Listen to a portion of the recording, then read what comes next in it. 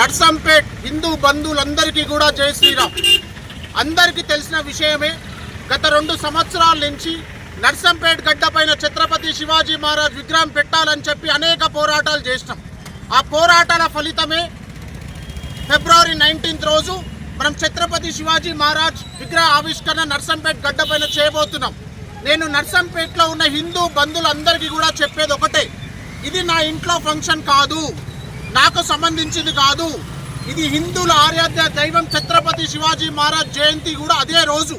కావున నేను నర్సంపేట్ గడ్డపైన ఉన్న హిందూ బంధువులందరినీ కూడా స్వచ్ఛందంగా ప్రతి ఒక్కరు ఉదయం 9 గంటలకి చాలా భారీ ర్యాలీ ఉండబోతుంది.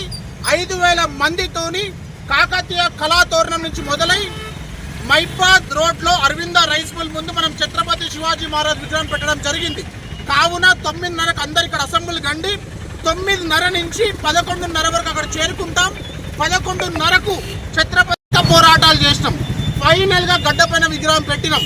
మీ అందరి సహకారం లేకపోతే నా టీంని కూడా నేను ప్రత్యేకమైన అభినందనలు తెలియజేస్తున్నాను. మరొకసారి నర్సంపేట్ నియోజకవర్గ హిందూ బంధువులందరికీ కూడా జై శ్రీరామ్. ప్రతి ఒక్కరు పాల్గొనాలని చెప్పి శ్రీరామ్ తరపున మనవి చేసుకుంటున్నాను.